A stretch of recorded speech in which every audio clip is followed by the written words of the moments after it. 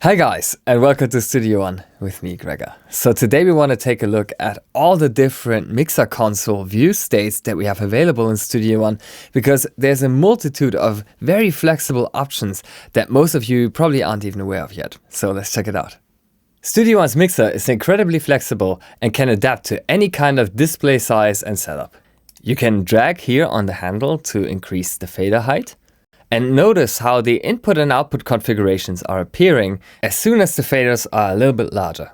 You can also show all of your effects channels and your bus channels either on the right or in context with your track list. This can be set here in the channel options that you can access through the wrench icon here.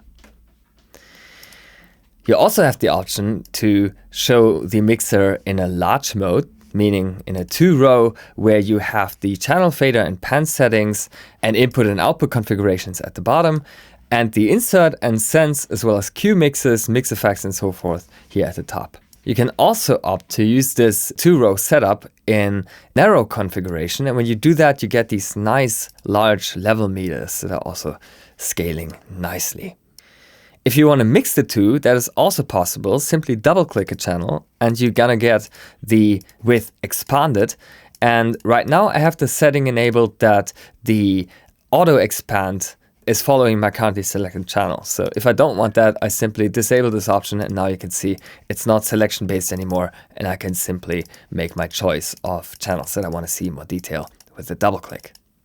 We can also detach the mixer by clicking here, and that is giving us the mixer on a separate window that we could now move on a secondary monitor and maximize it there or scale it to our own liking.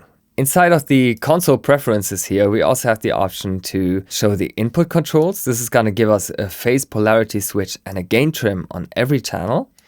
And if we have a PreSonus audio interface connected, we can also take the audio device controls box, and this gives us controls such as talkback, dedicated control for our headphone output, the mono and mute and dim buttons that you also find on the audio interface themselves directly here from within Studio One's console.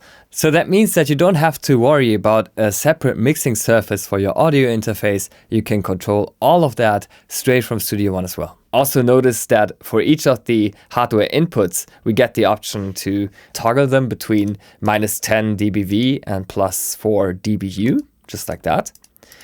And if we have a microphone connected, then we also get the option to engage 48-volt phantom power. The sense can be expanded by simply dragging on the handle here. Another really cool feature that I love is that you can expand plugins with a single click, just like this. And then you can just start, for example, adjusting your EQ directly from here without even having to open up the plugin. Same is true for your compression ratio and threshold. This can be set incredibly intuitively, as you can see. We also have various channel components that we can toggle. For instance, we can show all the VCA connections here. We can show channel nodes. This allows us to add a couple of nodes on each of our individual channels. So for example, this snare top could maybe need a bit more compression. And that way I remember that I wanted to do this as I go through my mixing here. Inside of the channel options, you also see the preference to colorize channel strips, and this will colorize the entire channel instead of just the name label here at the bottom. And this is an option that I have pretty much enabled at all times.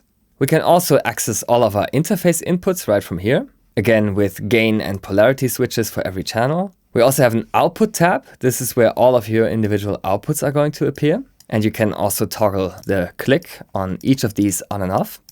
And you can also adjust the click level on a per output basis by clicking and dragging the slider here.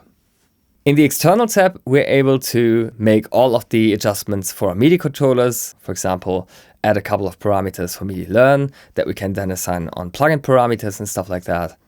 This is also the shortcut to the Atom SQ and Atom controlling menus, where you can make a lot of user bank assignments that can be incredibly handy. This is the instrument rack. This is where all of your virtual instruments are going to appear that are used in your song. You have mix scenes here. This is where you can store different kind of mixer layouts, as you can see, and recall them with a double click. We have the group settings. So if you have a couple of channels connected to group like this, you can edit this group right from here and change the permissions with a single right click. So if I just want to link the volume of these two channels here that I grouped, then I would just tick the volume box and have everything else unticked. And as you can see, I'm still able to adjust the panning individually, for instance, but the volume is always going to be linked. And finally, we have the channel list down here, where we have the option to show only the audio tracks, only the effects channels that we're using, only the bus channels, only our virtual instruments if there are any, our aux channels, our VCA faders, or set an independent mixer view for fader port 8 and 16 or Studio One Remote. We also have the channel filters here. This is a brand new feature of Studio One version 5. With this, it's incredibly easy to just display the channels that you're currently looking for. So if I just want to work on my snare right now, I can just type snare here, and you see all of the channels that are not part of this signal flow are now hidden. So as you can see, the mixer is incredibly powerful, very flexible in its display and view states, and the channel components that you find here in the console options are adding yet another layer of complexity to this. By the way, you can also access all of your audio I/O setup configurations right here from the console.